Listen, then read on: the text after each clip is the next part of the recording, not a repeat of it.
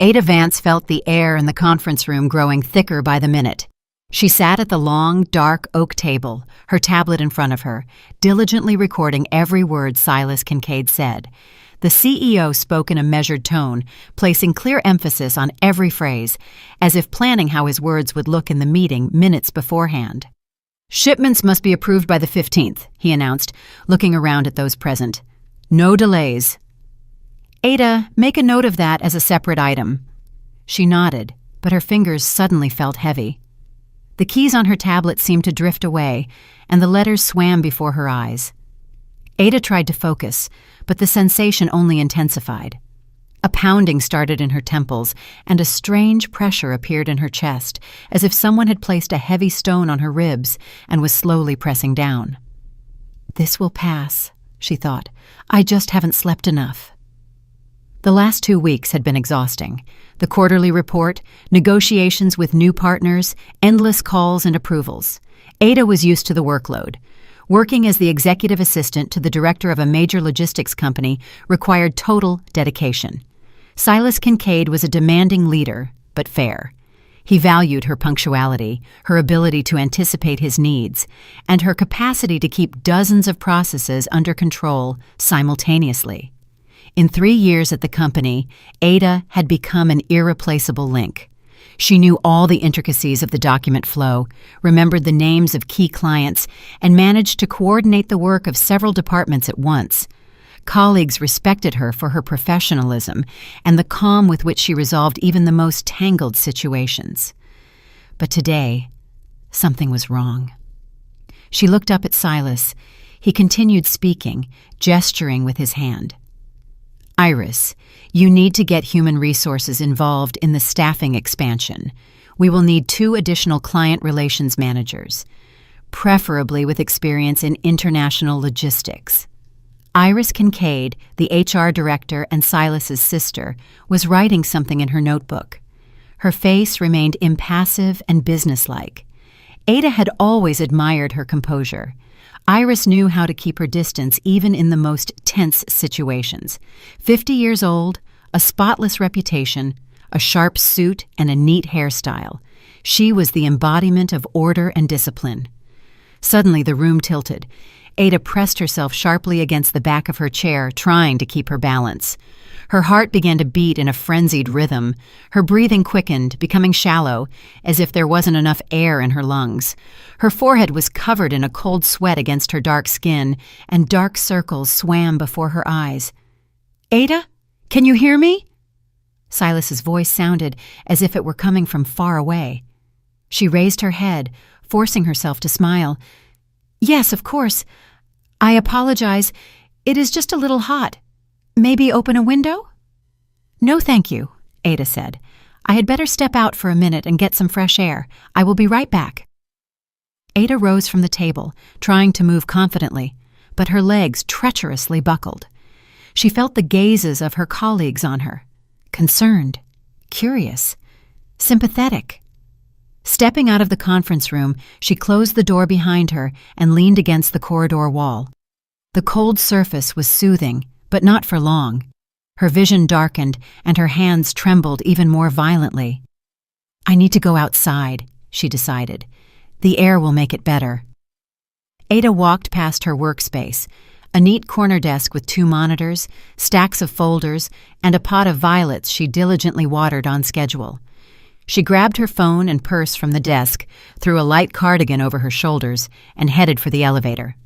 The receptionist, a young woman named Sierra, called out to her. "Miss Vance, are you okay? Should I get you some water?" "Thanks, Sierra, no need. Just stepping out for 5 minutes." She pressed the elevator button, and a few seconds later, the doors slid open soundlessly. The mirrored walls of the cabin reflected her pale face with beads of sweat on her forehead. Ada did not recognize herself. Usually, she looked pulled together and groomed, but now she looked sick and exhausted. Descending to the first floor, Ada walked out of the business center. The April air hit her face with a light breeze, bringing with it the scent of blooming buds, but this brought no relief. On the contrary, the weakness intensified.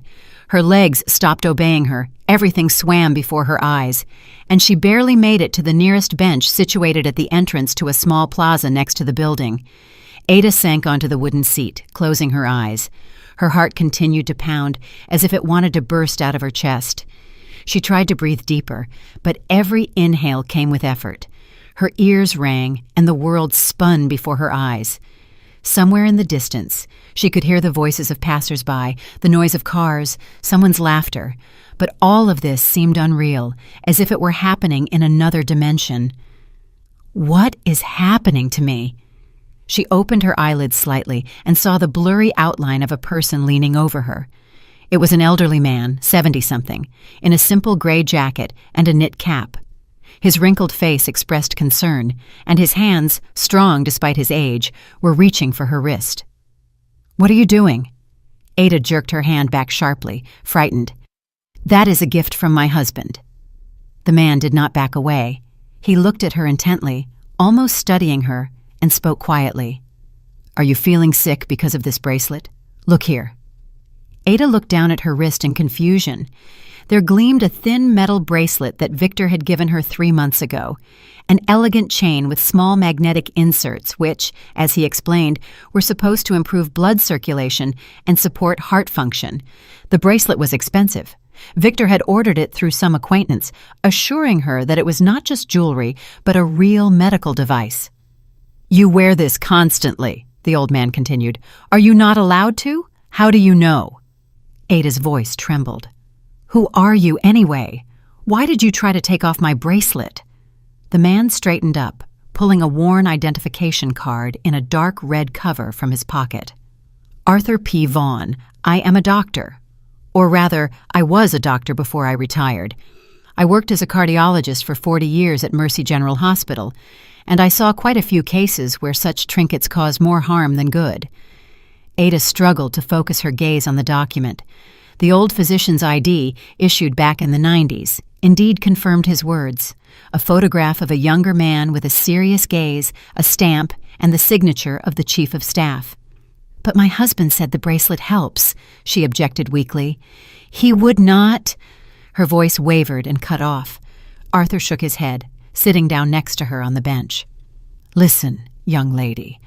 I do not know who your husband is, or what he told you, but I see your condition.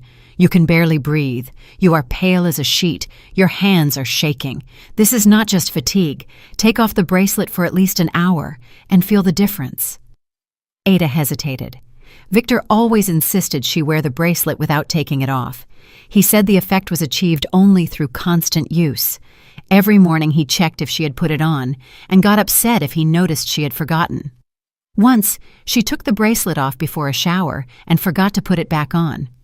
Victor noticed only in the evening and got very agitated, spending nearly an hour explaining to her how important it was to wear the bracelet constantly. "I do not know," she mumbled. "My husband said I must not take it off." The man sighed. "Okay, then let us look at it this way. How long have you been wearing it?" 3 months, since about the middle of January. "And when did the episode start? Like the one right now?" Ada thought about it. The first time she felt sick was about 2 weeks after Victor gave her the gift.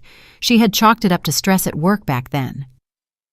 Preparations for the annual audit were just beginning, and all departments were working in crunch mode. Then the episodes repeated more often, once a week, then twice, then almost every day. She hadn't given them much significance, numbing the headaches with pills and continuing to work. "About 2 weeks later," she answered quietly, "rarely at first, then more often." "You see," Arthur nodded. "Coincidence? I do not think so. These magnetic bracelets are a controversial thing. For some they are harmless, but for others they can be contraindicated, especially if a person has a tendency toward arrhythmia or blood pressure spikes. Do you have any heart problems?" Ada felt everything inside her tighten. She remembered how a year ago she underwent a checkup and the doctor noted mild tachycardia. "Nothing serious," they said then. "Just need to watch your routine and avoid overexertion." Victor knew about this. He was there at the appointment, holding her hand, calming her down. "Yes," she admitted. "I have slight tachycardia." The man frowned. "Did you tell your husband about this?" "Of course. He was with me at the doctor's." "And he still bought you a magnetic bracelet?" Disbelief sounded in Arthur's voice. "That is strange, to say the least. Any doctor will tell you that with heart rhythm disorders, such things must be used with great caution, or better yet, not used at all." Ada fell silent, not knowing what to answer. Her thoughts were tangled, and Victor's voice rang in her head. "I worry about you. This bracelet will help. Trust me." The phone in her pocket vibrated. Ada took it out with a trembling hand and saw her husband's name on the screen. "Victor? Hello?" Her voice sounded alarmed. "Why aren't you at work?" Irritation was audible in his tone. "Silas called, said you stepped out and didn't come back. What happened? Where are you?" "I felt sick. I went out to breathe. I am sitting on a bench by the office." "Again?" Victor sighed with unconcealed dissatisfaction. "Did you take the bracelet off?" Ada looked at her wrist, where the thin chain still gleamed against her dark skin. "No." "Then what is the matter? You know it helps you. You are probably just overworked. Asked to leave work, go home, rest. I will finish early, pick up groceries, and make dinner." Okay, she answered mechanically and hung up. Arthur looked at her with sympathy. "That was him?" Ada nodded. "Listen to my advice. Go to a clinic. Get a checkup today and find out the truth. And take the bracelet off at least for a while until you get the results. See how you feel without it." She slowly undid the clasp and took off the bracelet. The metal was warm from her skin, pleasantly heavy. Strange, but within a minute her breathing became a little more even and the pressure in her chest eased. Was it a placebo effect or real relief? Ada didn't know, but the difference was palpable. "Thank you," she whispered, hiding the bracelet in her blazer pocket. "Thank you very much." The man smiled gently, paternally. "Take care of yourself, young lady. Health is the only thing that truly belongs to you. Do not let anyone manage it for you, even the closest people." He got up from the bench, adjusted his cap, and slowly walked away down the path, leaving Ada alone. She sat for a few more minutes, feeling her strength gradually returning. Her thoughts were racing, but one pushed through the fog with particular persistence. What if Victor actually knew? No, that was absurd. Her husband loved her. He took care of her. He couldn't... But then why did he insist on the bracelet? Why did he get angry when she forgot to put it on? Why did he never agree when she suggested going to the doctor to check her heart? Ada stood up from the bench, feeling much better. Her head had cleared, her heart was beating steadily. She took out her phone and dialed Silas Kincaid's number. "Ada!" His voice sounded concerned. "How are you feeling?" "Better, thank you. Mr. Kincaid, I apologize for interrupting the meeting. May I take the rest of the day off? I need to see a doctor." Of course. Take care of your health. Everything else can wait." She hung up and slowly walked to the parking lot where she had left her car. The doctor's words echoed in her head. "Do not let anyone manage your health." Ada sat in her car, hands on the steering wheel, staring into the void. The engine was off. Silence surrounded her, broken only by the distant noise of the avenue. The bracelet lay in her blazer pocket, and she kept catching herself mechanically reaching for her wrist, checking if it was there. Habit. Over 3 months, it had become a reflex to touch the cool metal, as if it were a part of her. Victor had accustomed her to this unnoticed, repeating day after day. "Don't forget to put on the bracelet. It's important for your health." She remembered that January evening when he gave her the gift. They were sitting in the kitchen after dinner. The apartment smelled of the apple pie Ada had baked, especially for his return from a business trip. Victor took a small velvet box from his pocket and handed it to her with a smile. "Open it." Inside on a white cushion lay the elegant bracelet, a thin chain with neat magnetic inserts, each the size of a grain of rice. It shimmered in the light of the chandelier, looking expensive and stylish. "This is for you," Victor said, taking her hand. I have wanted to find something special for a long time. You know, after that visit to the cardiologist, I kept worrying. You work so much, you get nervous, and your heart. I found a specialist who deals with these devices. This isn't just jewelry. The magnetic field helps improve circulation, stabilizes the rhythm. Wear it constantly, and you will feel better. Ada was touched then. Victor was always attentive, caring. He remembered her health better than she did herself. She hugged him, thanked him, and he fastened the bracelet on her wrist himself. Now don't take it off. The effect only comes with constant wear. Promise? I promise. And she kept her promise. For 3 months, she hadn't parted with the bracelet for a minute. Even at night, it stayed on her arm. Victor monitored it. Every morning, seeing her off to work, he kissed her and made sure to check. Bracelet on? Yes. Good girl. I worry about you so much. At first, it seemed touching, then habitual. And now, sitting in the car with a bare wrist, Ada suddenly realized it was strange. Why did he insist so much? Why did he get angry if she forgot to put the bracelet on even once? Why did he never suggest going to the doctor again to check if the device was helping? She took out her phone and dialed the number of the private clinic where she had her checkup a year ago. The receptionist answered on the 3rd ring. Heartland Cardiology Center. How can I help you? Hello, this is Ada Vance. I had a checkup with you a year ago. Can I make an appointment with a cardiologist? Preferably today if there is availability. Let me check. Yes, we have an opening at 4:30. Does that work for you? Perfect. Thank you. Ada looked at her watch. It was only 11:30. More than 4 hours remained until the appointment. She didn't want to go home. Victor probably already knew she had left work early and would be questioning her, calling, worrying, and she wasn't ready for a conversation yet. She needed time to think. She started the car and drove toward the waterfront. There by the river was a quiet cafe where she sometimes liked to sit alone with a book or just look at the water. Parking the car, Ada entered the small space, ordered a peppermint tea, and settled at a table by the window. The river flowed slowly, reflecting the gray April sky. On the opposite bank, the roofs of old houses were visible. Somewhere in the distance, clouds drifted by. Ada cupped the warm mug in her palms and closed her eyes, letting her thoughts flow freely. When did the deterioration begin? Exactly 2 weeks after she put on the bracelet. First, just weakness in the mornings, then dizziness, rapid heartbeat. She blamed it on work, lack of sleep, spring vitamin deficiency. Victor supported this version. You work too much. You need rest. But when she suggested taking a vacation and going somewhere, he found reasons to postpone the trip. Now isn't the best time. Let's do it in the summer or fall. When she said she wanted to go to the cardiologist again, he talked her out of it. Why waste money?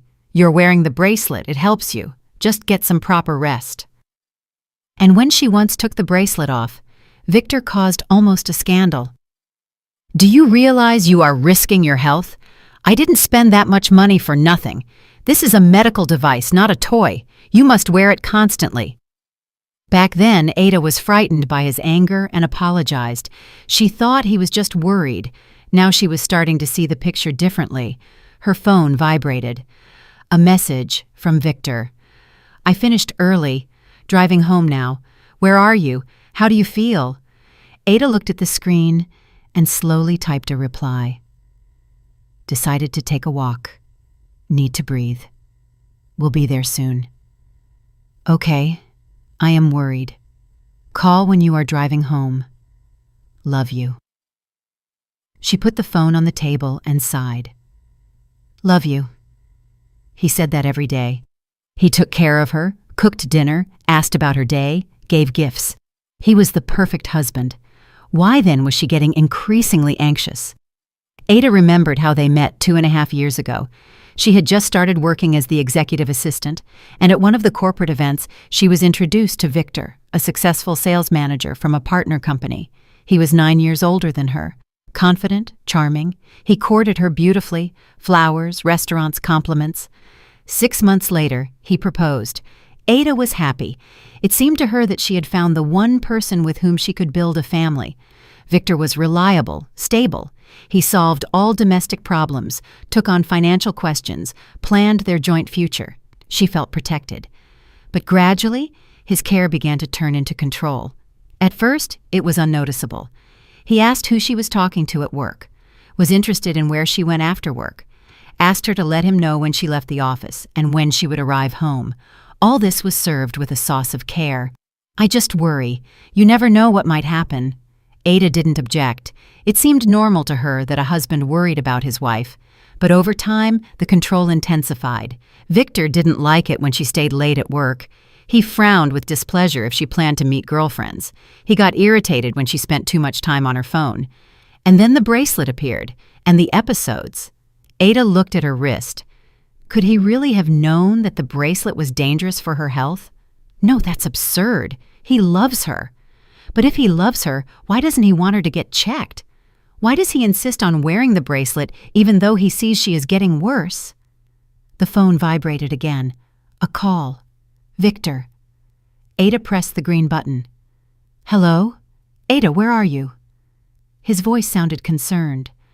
"I have been home for half an hour, and you are still not here. You said you would be there soon." "I am walking by the waterfront. I need to be alone." Pause. Then Victor spoke slowly with notes of irritation.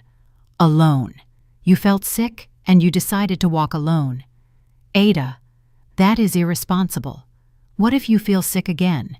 Who will help you?" "I am already better." "Is the bracelet on you?" She gripped the phone tighter. "No." "Why?" Victor's voice rose. "Do you want the attack to happen again?" "Ada, I do not understand what is happening with you. I try to take care of you, and you ignore my requests." "Victor, I made an appointment with a cardiologist. Today at 4:30, I want to check if this bracelet is helping me." Another pause, longer this time. When Victor spoke, his tone had changed, becoming softer, almost affectionate. "Why do you need doctors? You know they only drain money. They will prescribe a bunch of unnecessary tests, assign a wagon load of pills, and what's the point? The bracelet is a proven remedy. Just put it back on and don't be nervous. Stress. That is what is harming you." "I'm going to the doctor anyway," Ada said firmly. "Okay," Victor sighed. "If it makes you calmer. But put the bracelet on for the day, please. For my sake."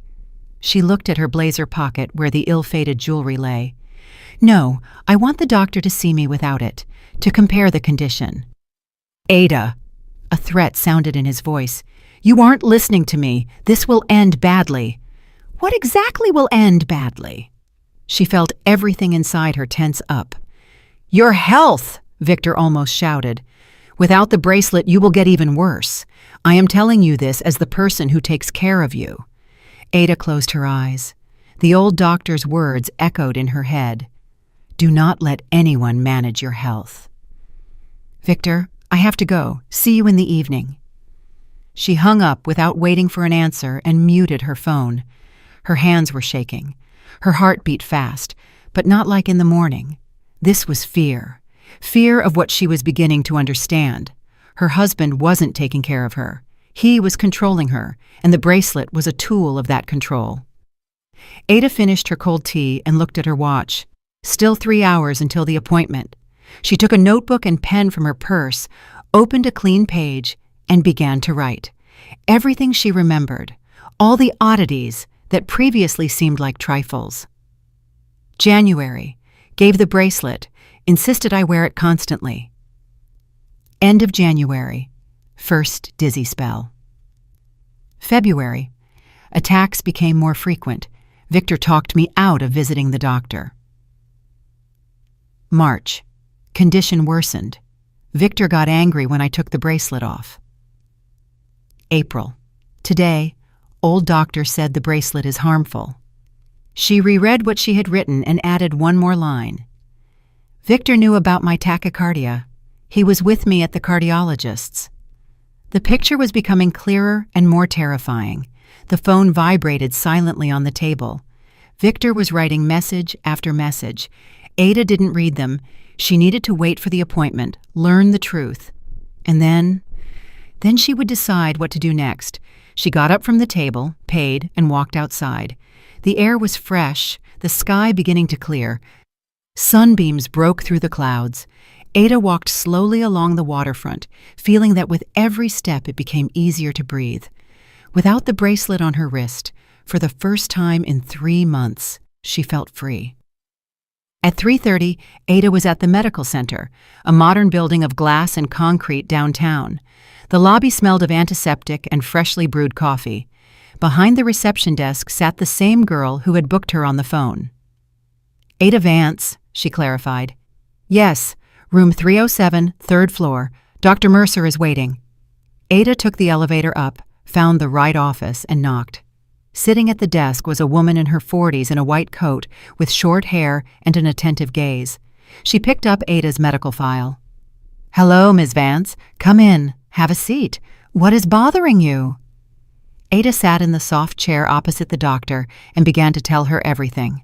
About the bracelet, the attacks, the words of the old doctor, about how her husband insisted on constantly wearing the jewelry. Dr. Mercer listened carefully, asking clarifying questions from time to time. "Show me the bracelet," she asked. Ada took it out of her pocket and placed it on the table. The doctor took the item, turned it in her hands, held it up to the light. "The magnetic inserts are quite strong, judging by the weight. Do you have a history of tachycardia?" "Yes, diagnosed a year ago." "Who recommended you wear this?" "My husband. He said it would help." Dr. Mercer shook her head. "Ms. Vance, with tachycardia, such items can be dangerous. The magnetic field can affect heart rhythm unpredictably. For a healthy person, it might be harmless. But with rhythm disorders, it is strictly contraindicated. We will do an EKG right now, check your condition, and I will give a report." Ada nodded, feeling a cold certainty growing inside. Victor knew. He couldn't not know. The electrocardiograph hummed quietly, spitting out a long strip with jagged lines. Ada lay on the couch, staring at the white ceiling, trying to breathe evenly. The cold sensors on her chest felt heavy, like anchors holding her in place. Dr. Mercer leaned over the machine, studying the readings, and her face gradually became more serious. "You can get dressed," she said finally. Ada sat up, removed the sensors, and pulled on her blouse. Her hands were still slightly shaking, not from weakness, but from internal tension. She was afraid to hear the diagnosis and simultaneously craved the truth. Dr. Mercer returned to the desk, placed the EKG printout in front of her, and studied it silently for a few seconds. Then she looked up. "Ms. Vance, right now your rhythm is within normal limits. Mild tachycardia is present, but it is controlled. Tell me, how long have you not been wearing the bracelet since this morning?" "About 5 hours, maybe." "And how do you feel?" Ada thought. The dizziness had passed back at the waterfront. The chest pressure was gone. She felt tired, but it was a normal tiredness, not the exhausting weakness of recent weeks. "Better," she admitted. "Much better." The doctor nodded. "I thought so. You see, magnetic bracelets are a pseudo-medical device. Their effectiveness isn't proven, and in certain conditions, they can cause harm. You have tachycardia, that is, a tendency toward a rapid heartbeat. The magnetic field can provoke additional rhythm disturbances, cause dizziness, weakness, shortness of breath, everything you described. So the bracelet is contraindicated for me." Ada's voice sounded quiet. "Absolutely. Moreover, I recommend you never wear such things again. I will give you a referral for additional tests, a 24-hour Holter monitor, an echocardiogram. We need to check if prolonged wearing of the bracelet caused any serious damage." Ada felt everything go cold inside. Serious damage. For 3 months she had worn something that was slowly destroying her health, and Victor knew about it. He couldn't not know. "Doctor," she frowned, "who could have recommended such a bracelet?" "My husband said he bought it from a specialist." Dr. Mercer thought for a moment. A specialist in quotation marks. The internet is full of such items. They are sold as medical devices. Usually it is outright quackery. Either your husband simply did not look into it and fell for a scam, or— She didn't finish, but Ada understood. Or he knew what he was doing. "Thank you," she exhaled. "I will undergo all the examinations." "Good. Here is the referral. We can put the Holter on tomorrow morning. You will wear it for 24 hours. We will do the echo the day after tomorrow. And for now, here is your report." The doctor handed her a sheet of paper with the clinic's stamp. Ada took it and read. Patient, Vance A., age 31. Diagnosis, sinus tachycardia. Wearing magnetic items is strictly contraindicated due to the risk of exacerbating heart rhythm disorders. Additional examination required. She folded the paper and put it in her purse. It was a document. Official confirmation that the bracelet was harming her. Proof. "Ms. Vance," Dr. Mercer looked at her intently. "Forgive the personal question, but who exactly insisted on wearing the bracelet?" "My husband." Ada barely audibly pronounced the word. "He knew about your diagnosis?" "Yes, he was with me at the appointment a year ago." The doctor was silent for a few seconds, then said quietly, "You understand, I do not have the right to interfere in your personal life, but as a doctor, I am obliged to warn you.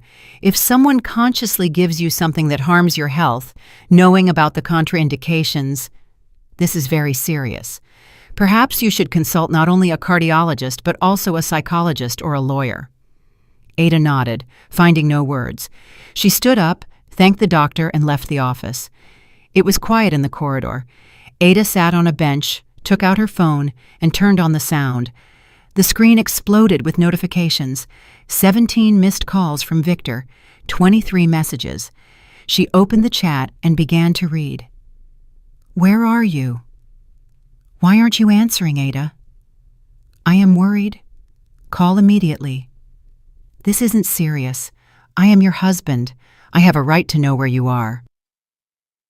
If you are at the doctor's, at least write, 'I am going crazy.' Are you ignoring me? After everything I do for you? Fine, be silent, but I will remember this. The last message was sent 10 minutes ago." Ada exhaled and typed a short reply. "Was at the cardiologist, driving home. We need to talk." The answer came instantly. "Finally, I am waiting." Ada put the phone away and walked out of the clinic. She knew that the conversation she feared was about to happen, but she couldn't postpone it any longer. Too many questions, and she had a right to answers. She reached home, went up to the 5th floor, and opened the door with her key. The apartment smelled of fried onions and garlic. Victor was making dinner just as he promised. She took off her shoes, walked into the living room, and saw him in the kitchen. He stood by the stove, stirring something in a skillet, and turned around hearing her steps. "Finally," he smiled, but the smile came out strained. "I thought you were not coming back at all. Why shouldn't I have come back?" Ada remained standing in the kitchen doorway. Victor shrugged. "You are just acting so strange today, not answering calls, ignoring messages, like I am a stranger to you."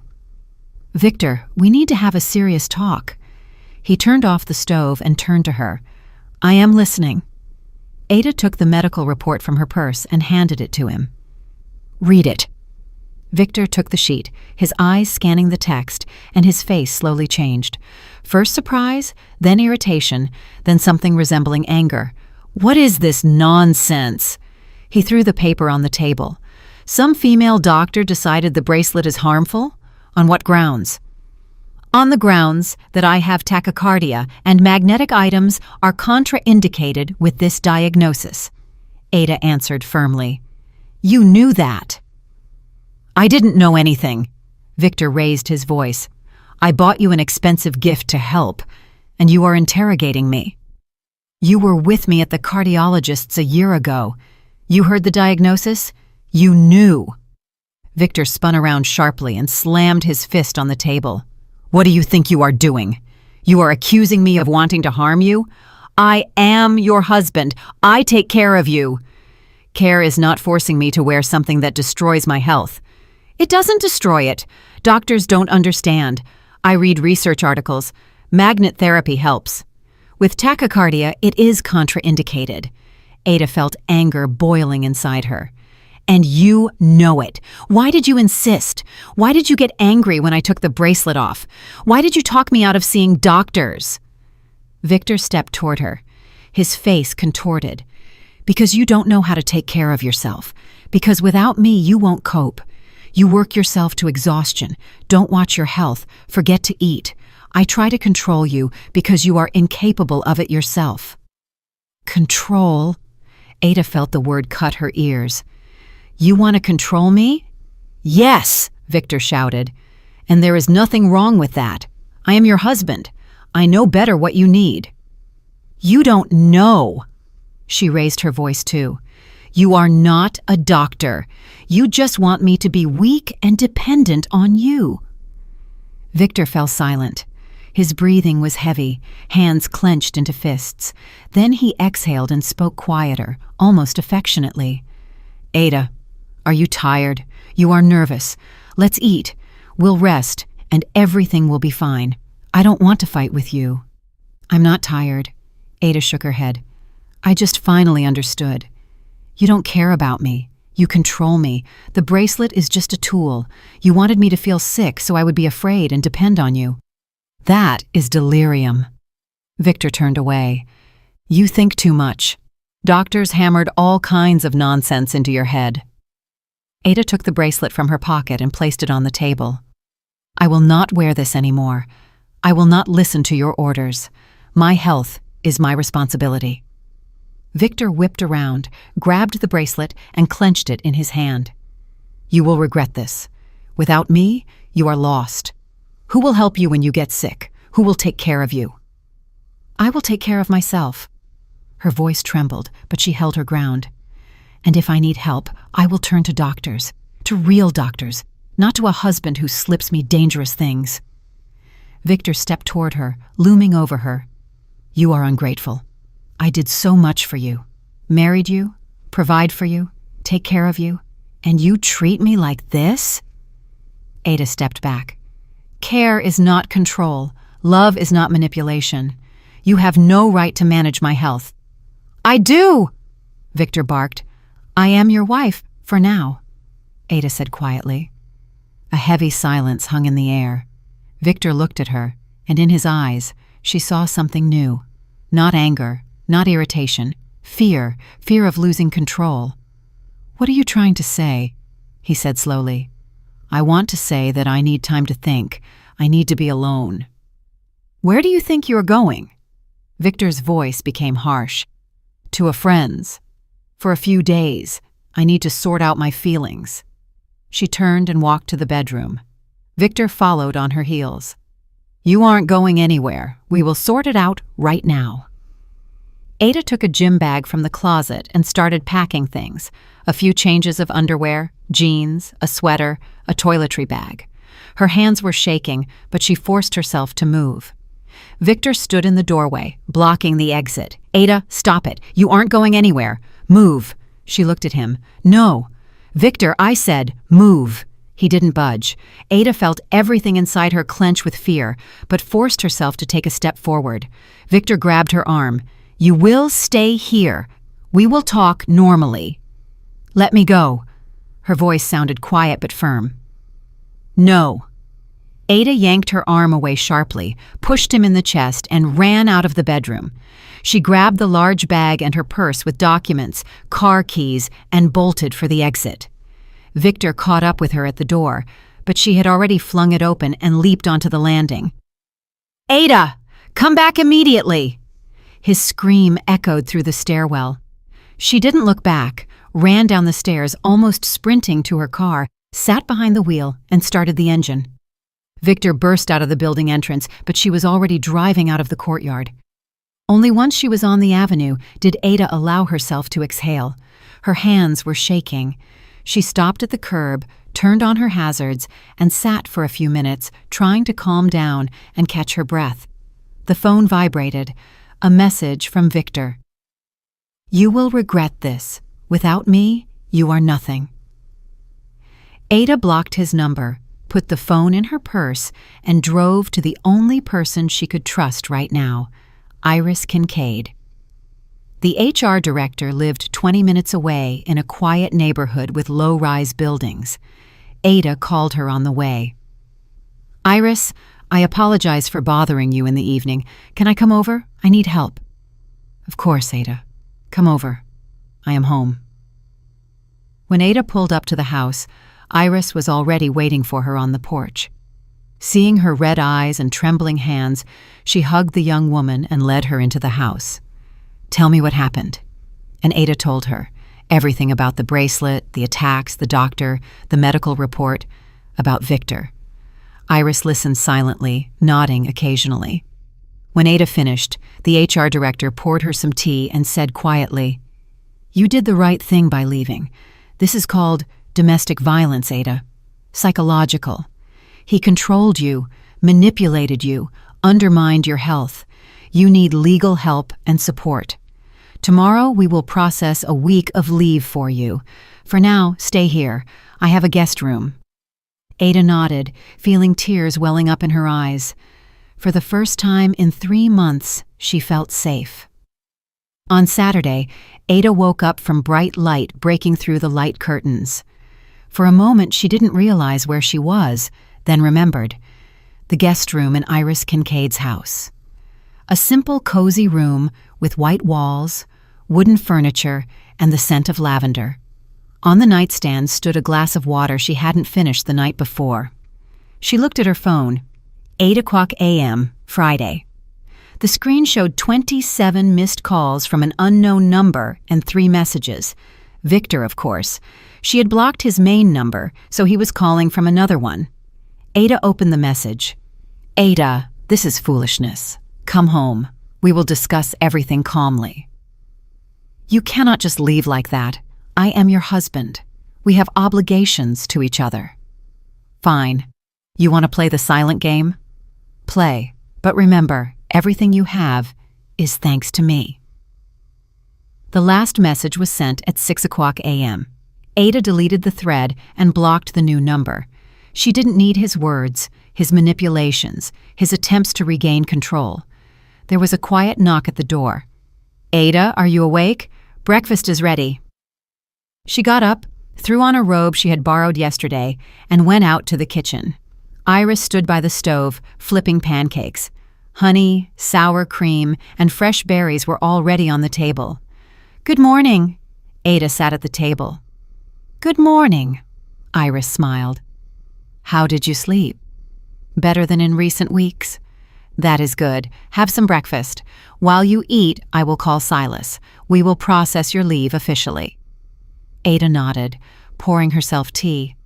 She felt strange, simultaneously liberated and lost.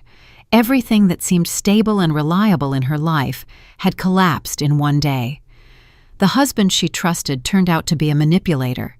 The home where she lived for 2 years was no longer a safe place. The future she planned had dissolved into thin air. Iris returned in 10 minutes. "Everything is settled. Silas will process leave for 2 weeks.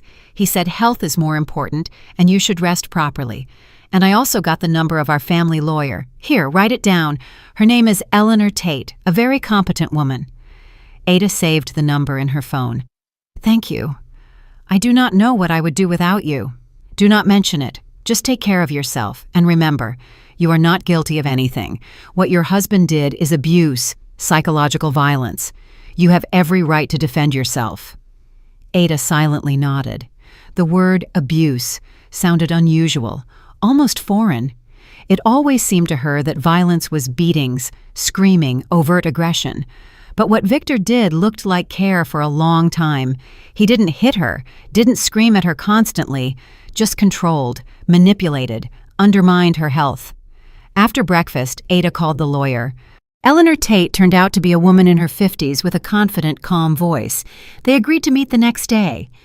Ada spent the rest of the morning in the guest room, sorting through documents. Marriage certificate, bank statement, medical record.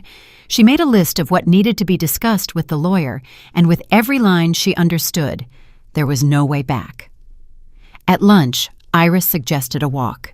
They went out to a small park nearby, walking along the paths. The air was warm, smelling of spring and freshness. Ada breathed deeply, and it suddenly seemed to her that she had forgotten how to breathe freely. "You know," Iris began, "I was in a similar situation myself once, a long time ago, 20 years back. My ex-husband was also very caring. Too caring." Ada looked at her in surprise. "Are you serious?" "Absolutely. He controlled my every step, called 10 times a day, checked who I talked to, what I ate, where I went, said he worried, that he loved me, that I couldn't cope without him. And I believed it for 3 years, until I realized I was suffocating. And just like you, I left, packed my things and went to my sister's. He also called, wrote, begged me to return, promised to change. But I knew people like that don't change. They just learn to hide their need for control better. I filed for divorce. He resisted, but in the end it was all over. And you know what? For the first time I felt alive, real." Ada listened, and something warm spread inside her. She wasn't alone. She wasn't crazy. What was happening to her happened to others too, and there was a way out. "Did you regret it?" she asked quietly. "Not for a second. I only regretted not leaving sooner." They returned home toward evening. Ada felt tired but calm. She had dinner, took a shower, and went to bed early. A serious conversation with the lawyer lay ahead tomorrow. In the morning, Ada arrived at Eleanor Tate's office, a small space on the 3rd floor of a business center. The lawyer greeted her warmly, sat her at a table, and listened carefully to the whole story. Ada spoke, sometimes stumbling, sometimes pausing to gather her thoughts.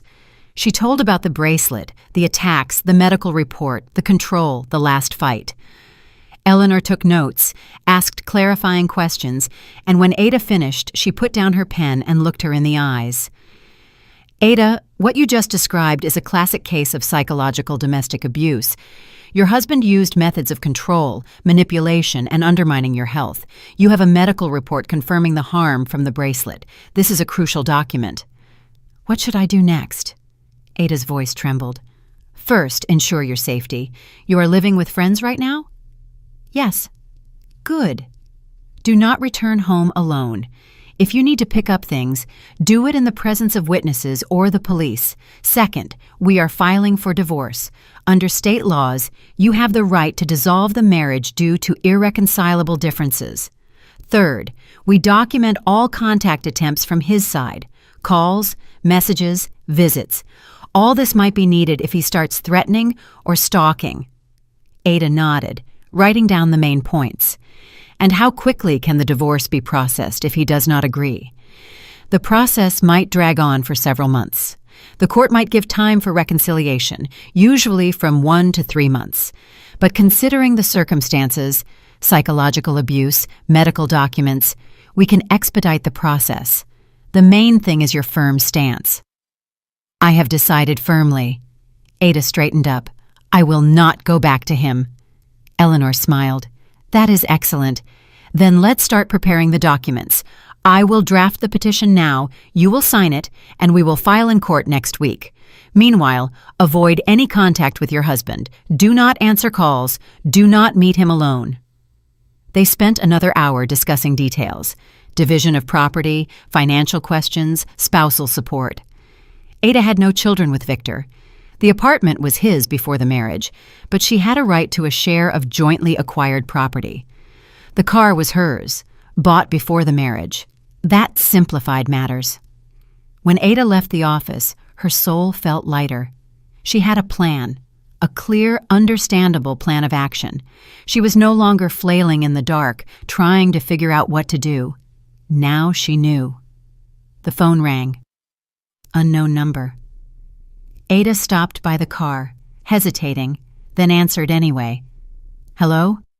Ada, it is me." Victor's voice sounded tired, almost pitiful. "Please, don't hang up. I need to talk to you." She gripped the phone tighter. "We have nothing to talk about." "We do. I beg you, listen to me. I realized I was wrong. I really controlled you too much, but I did it out of fear of losing you. I love you so much, Ada. Please, let's meet, discuss everything calmly." "Victor, I am filing for divorce." Pause. A long, dragging pause. Then his voice changed, becoming harsh, cold. "Are you serious?" "Absolutely. You will regret this. Think it's so simple to leave me? I won't give you a divorce. I will fight to the end. You are my wife, and you will remain so. The law is on my side. I have the medical report. I have proof of your control. You cannot keep me." "Medical report." He laughed maliciously. "Some female doctor wrote a piece of paper. And you think that means something? I will find 10 doctors who will say the opposite. Do what you want. I am not afraid of you anymore." "Not afraid?" A threat sounded in his voice. "In vain. You forgot who I am. I can make it so you get fired from work. I can ruin your reputation. I can—" Ada hung up. Her hands were shaking. Her heart pounded, but not from weakness, from anger. She got in the car, took a deep breath, and drove back to Iris's. That evening, they sat in the kitchen drinking chamomile tea, and Ada recounted the conversation with Victor. Iris frowned. "He threatened you?" "Yes. That needs to be documented. Write down all his words while you remember. If he calls again, turn on the recording. A threat is already serious. We can go to the police." Ada nodded. She felt cornered, but simultaneously stronger than ever. Victor was trying to break her, scare her, return her under control. But she wouldn't give in. The next day, Ada went to the clinic to have the Holter monitor installed. They attached a small device to her chest that would record her heart function for 24 hours. The doctor explained this was needed to see the full picture and understand how badly her health had suffered from wearing the bracelet. Wearing the monitor wasn't very comfortable, but Ada tolerated it. She led a normal life, walked, read, helped Iris around the house. And all this time, the little device recorded every beat of her heart. A day later, she returned to the clinic, removed the monitor, and a few hours later received the results. Dr. Mercer invited her into the office and laid the printouts on the desk. "Ms. Vance," she began, "the results show that you indeed had episodes of rhythm disturbance, tachycardia, several extrasystoles, but overall the heart is normal. The main thing is you took the bracelet off in time. If you had continued wearing it for another month or two, the consequences could have been more serious." Ada exhaled. "So everything will be fine?" "Yes, provided you watch your health, avoid stress, and of course, never wear such items again. Here is your updated report. You can provide it to the lawyer." Ada took the document and thanked the doctor. Now she had one more piece of proof, official confirmation that the bracelet truly harmed her. In the evening, she met with Eleanor Tate and handed her the new report. The lawyer studied it and nodded with satisfaction. "Excellent. This strengthens our position. Now we have not just contraindications, but confirmation of actual harm. The petition is ready. Sign here and here. We file in court tomorrow." Ada signed the documents with a steady hand. She was taking a step after which there would be no return, and she was ready. The next morning, Eleanor called her. "The petition is filed. The court date will be set for next month. Victor will be served a summons." "Thank you." Ada felt relief. Now all that remained was to wait. The following days passed in strange calm. Victor didn't call or write anymore. Ada lived at Iris's, helped her with housework, read books, walked in the park. For the first time in a long time, she felt free. Silas Kincaid stopped by a couple of times, brought fruit, and asked about her health. He was delicate, didn't ask unnecessary questions, just let her know she wasn't alone. She had support. Ada appreciated it. She finally understood what real care meant, the kind that doesn't suffocate, doesn't control, doesn't demand. The kind that just exists, like a warm blanket on a cold evening. The court hearing was scheduled for May 10th, a warm spring day when the city was drowning in greenery. Ada woke up early, before the alarm, and lay looking at the ceiling of the guest room for a long time. Everything would be decided today. Today she would either gain freedom or not. She didn't want to think about the other option. Iris knocked on the door around 8 o'clock a.m. "Ada, breakfast is ready. You need to eat before court." She went down to the kitchen. Ada drank a cup of strong tea with honey and ate half a piece of toast, her stomach clenched with nervousness. "Everything will be fine. Iris placed a hand on her shoulder. "You have all the documents in order. The law is on your side. Just stay confident." Ada nodded, trying to believe these words. She arrived at the courthouse half an hour before the start. Eleanor Tate was already waiting for her at the entrance, holding a folder of documents. The lawyer was dressed impeccably. Her appearance inspired calm and confidence. "Ready?" she asked. "Yes." Ada nodded, though everything inside was trembling. They went through the metal detector, went up to the second floor, and sat on a bench in the corridor. "Victor hasn't arrived yet. Don't worry," Eleanor said quietly. "We have all documents in order. Medical reports, Iris's witness testimony, recordings of threats. The court will be on your side." Victor appeared in the corridor. He walked confidently in a severe black suit, a snow-white shirt, and a burgundy tie. With him was a lawyer, a middle-aged man with a cold, detached face and an expensive leather briefcase in his hand. Victor threw a brief glance at Ada, and she saw a mixture of anger and contempt in his eyes. He walked past without even saying hello and sat on the opposite side of the corridor. Ada turned away. Her heart beat steadily, without skips, without the bracelet, without fear, without pressure on her chest. She breathed freely. The courtroom door opened. The clerk invited them to enter. The room was small, with high ceilings and wood panels on the walls. They sat on different sides. Ada with the lawyer on the left, Victor with his lawyer on the right. The judge took her seat and opened the session. "Hearing the case regarding the dissolution of marriage between Victor Vance and Ada Vance," she announced in a clear voice. "Plaintiff, Ada Vance, please state the essence of the claim." Eleanor rose. "Your Honor, my client requests to dissolve the marriage due to the impossibility of further cohabitation. The marriage was concluded 2 years ago. There are no joint children. As grounds for divorce, we present the following evidence: medical report on harm to health caused by the defendant's actions, witness testimonies, recordings of threats from the defendant." She handed the judge the folder of documents. The judge began to study them, turning pages, occasionally making notes. Victor sat tensely. His lawyer whispered something in his ear, pointing at his paper. "Defendant, do you object to the dissolution of the marriage?" the judge asked, looking up at Victor. Victor stood up, straightening his shoulders. "I object, Your Honor. I believe my wife is acting under the influence of emotions and misunderstanding. I always took care of her, provided for the family, supported her in everything. All my actions were dictated exclusively by love and concern for her well-being. The bracelet referred to in the lawsuit was a gift intended to improve her health. I did not know about any contraindications." "Do you have proof that you did not know about the contraindications?" the judge clarified. Victor's lawyer rose, placing his hands on the table. "Your Honor, my client is not a medical professional and could not know about the subtleties of the interaction of magnetic items with heart pathologies. He purchased the bracelet guided by the seller's recommendations, who assured him of the item's safety. My client acted out of the best intentions, wishing to help his spouse." Eleanor immediately objected.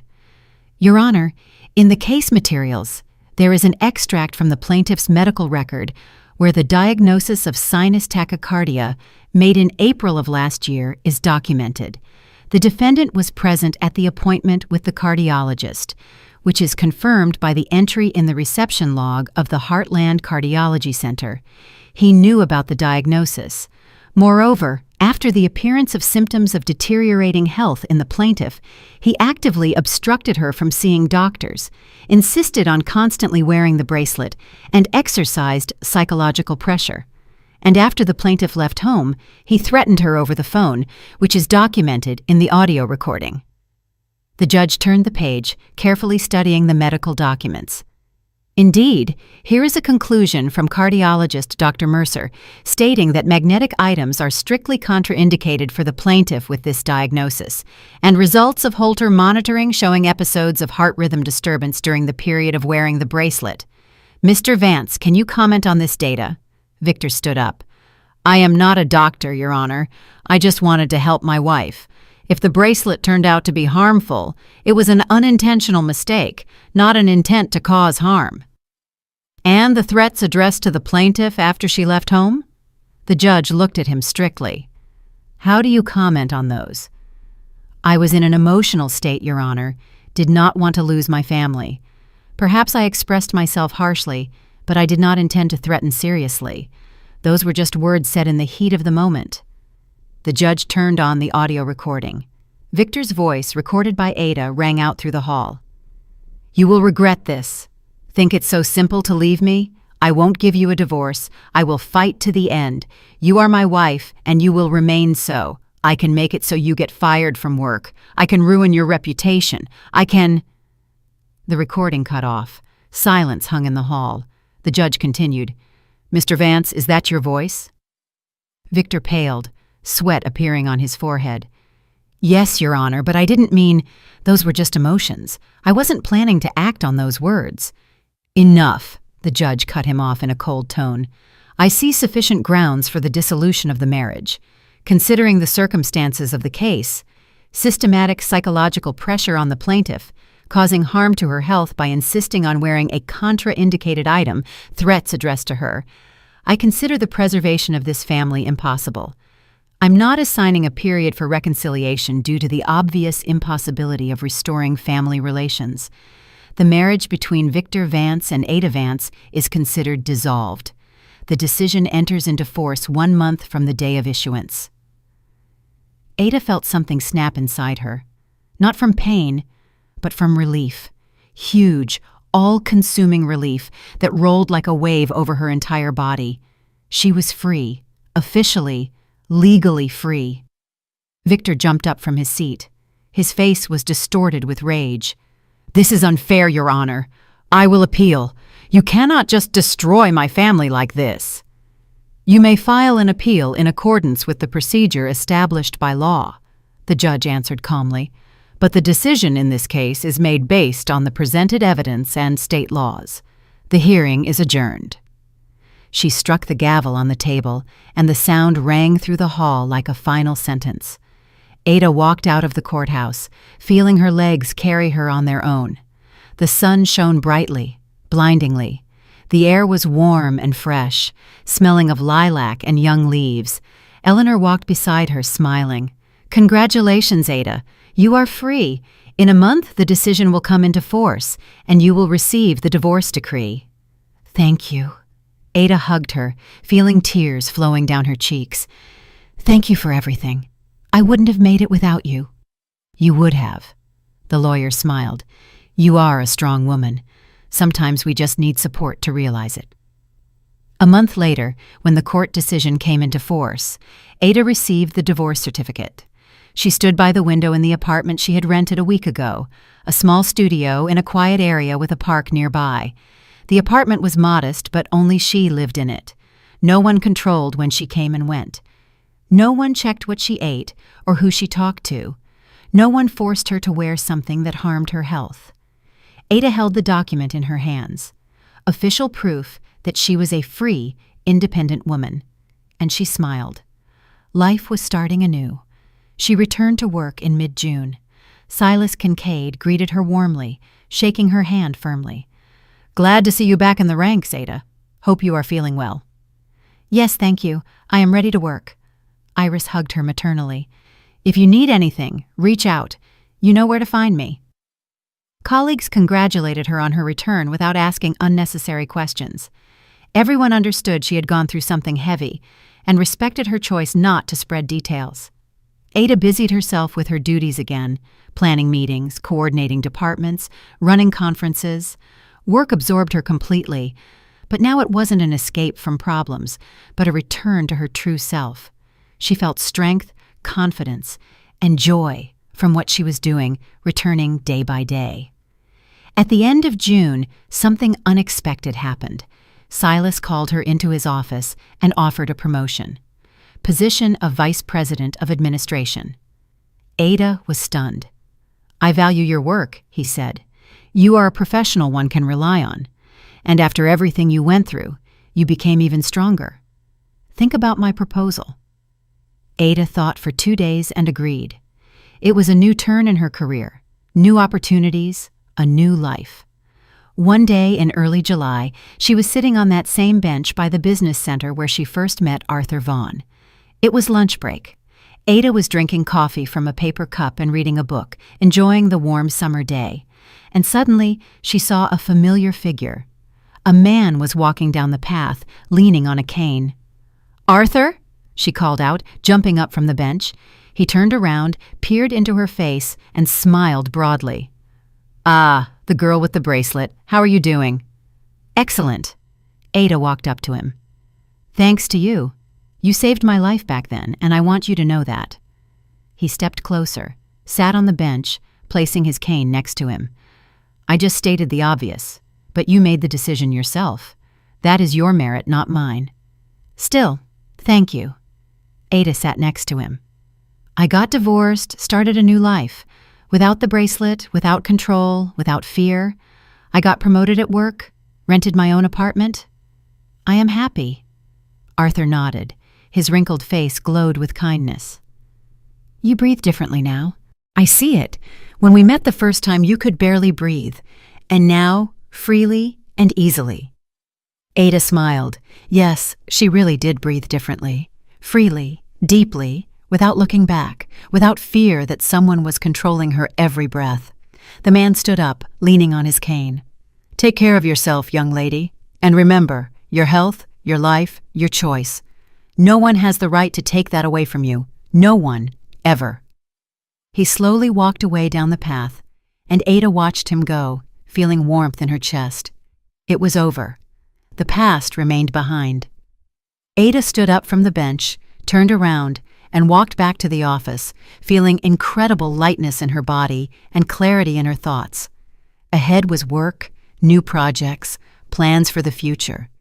Ahead were meetings with friends, trips, dreams she could now fulfill herself. Ahead was a life without the bracelet. The very life she chose herself, built with her own hands, which belonged only to her. If you liked my story and want to hear more, go ahead and subscribe to my channel. If you'd like to support me, you can do it through Super Thanks. It would mean a lot. In the comments, tell me which city you're watching from and what time it is, so I can see how far my story reaches. I've added 2 more life stories on the screen just for you. Click one now and let's keep spending time together. Much love. See you soon.